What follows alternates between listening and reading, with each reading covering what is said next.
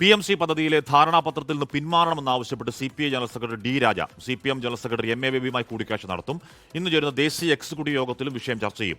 PMC പദ്ധതിയും ദേശീയ വിദ്യാഭ്യാസ നയവും രണ്ടാണെന്ന വിദ്യാഭ്യാസ മന്ത്രിയുടെ വാദം തെറ്റാണെന്ന് CPI എക്സിക്യൂട്ടീവ് അംഗം കെ പ്രകാശ് ബാബു പറഞ്ഞു.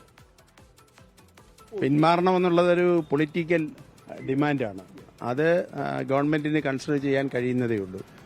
അതിലെ വിദ്യാഭ്യാസ മന്ത്രി പറഞ്ഞ ഭാഗങ്ങൾ ശരിയല്ല. അല്ല, ഞങ്ങൾ സ്റ്റേറ്റ് എക്സിക്യൂട്ടീവിന്റെ യോഗം 27-ാം തീയതി കൂടിയതിന് ശേഷം അതെങ്ങനെ വേണം എന്നുള്ളതിനെ സംബന്ധിച്ചല്ലേ എൻ്റെ ഓപ്പറേഷൻ ഭാഗമൊക്കെ അന്നേരം.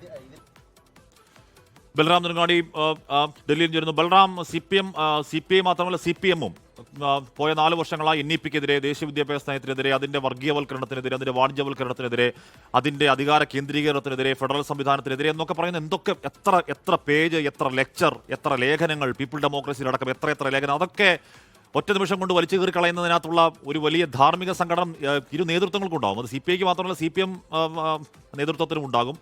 അതെങ്ങനെയാണ് അവർ വർക്കൗട്ട് ചെയ്യുക? ബൽറാം.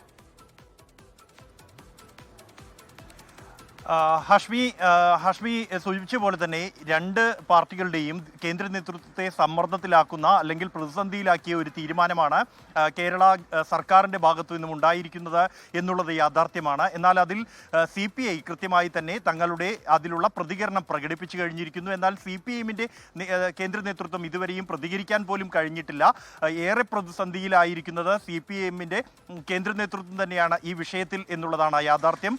എന്തായാലും CPI-യുടെ ദേശീയ എക്സിക്യൂട്ടീവ് യോഗം ഇന്ന് ആരംഭിച്ചു കഴിഞ്ഞിരിക്കുകയാണ്. എക്സിക്യൂട്ടീവിലും ഈ വിഷയങ്ങൾ ചർച്ച ചെയ്യും. ഇന്നലെ ചേർന്ന ദേശീയ സെക്രട്ടേറിയറ്റ് യോഗത്തിൽ CPI-എമ്മിന്റെ കേന്ദ്ര നേതൃത്വത്തിന്റെ നിലപാട് എന്താണ് ഈ വിഷയത്തിൽ എന്ന് ആരായാൻ തീരുമാനിക്കുകയും ജനറൽ സെക്രട്ടറി ഡി രാജ CPM ജനറൽ സെക്രട്ടറി MA ബേബിക്ക് ഒരു കത്ത് അയക്കുകയും ചെയ്തിരുന്നു. തുടർന്ന് കൂടിക്കാഴ്ചയ്ക്കുള്ള തീരുമാനവും അറിയിച്ചിട്ടുണ്ട്.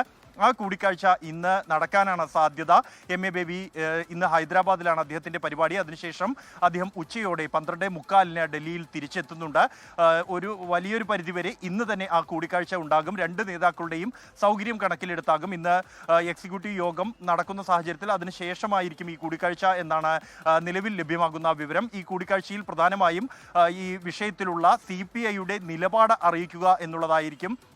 അതേസമയം CPI-എമ്മിന്റെ സംസ്ഥാന നേതൃത്വം ഈ വിഷയത്തിൽ CPI-യെ ബോധ്യപ്പെടുത്തുക എന്നുള്ള ഒരു നിലപാടാണ് എടുത്തിരിക്കുന്നത്. എന്നാൽ CPI ഇക്കാര്യത്തിൽ കൃത്യമായി തന്നെ നിലപാട് വ്യക്തമാക്കുന്നുണ്ട്. ഇത് ബോധ്യപ്പെടാവുന്ന ഒരു വിഷയമല്ല.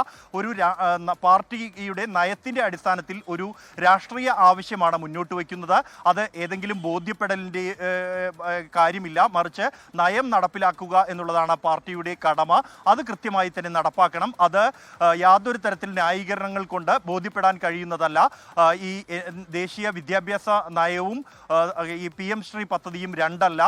PM ശ്രീ ദേശീയ വിദ്യാഭ്യാസ നയത്തെ ഒഴിച്ചു നിർത്തിക്കൊണ്ട് നടപ്പാക്കാൻ കഴിയില്ല. അതിലെ ആദ്യ വ്യവസ്ഥ തന്നെ അതാണ്. അതുകൊണ്ട് തന്നെ ഈ ഒരു പദ്ധതിയിൽ നിന്ന് പിന്മാറുക എന്ന ഒറ്റ ഉപാധി മാത്രമാണ് CPI-ക്ക് മുന്നോട്ട് വയ്ക്കാനുള്ളത്. അത് നടപ്പായില്ലെങ്കിൽ, അത് അംഗീകരിക്കാൻ CPI-എം തയ്യാറായില്ലെങ്കിൽ എന്ത് എന്നുള്ള കാര്യം തുടർന്ന് ചേരുന്ന സംസ്ഥാന MOU ഒപ്പിട്ടാൽ ഇന്ന് പോയി ഒപ്പിട്ടിട്ട് നാളെ പോയി ഞങ്ങൾ പിന്മാറുക എന്നൊന്നും പറഞ്ഞാൽ നടക്കില്ല. റിവേഴ്സിബിൾ ആണത്. ഇനി പിന്മാറണമെങ്കിൽ അത് പിന്മാറ്റാനുള്ള അവകാശം അത് കേന്ദ്രത്തിന് മാത്രമേ ഉള്ളൂ. ഇനി അങ്ങനെ സ്കോപ്പ് ഉണ്ടെങ്കിൽ തന്നെ കേരളം പിന്മാറാനും പോകുന്നില്ല. പിന്നെ പിന്മാറണം എന്ന് വെറുതെ ഡി രാജയും ഈ ബിനോയ് വിശ്വവും CPI ഒക്കെ പറയുന്നത് എന്തുകൊണ്ടാണെന്ന് മനസ്സിലാവുന്നില്ല. പിന്മാറ്റം നടക്കില്ല.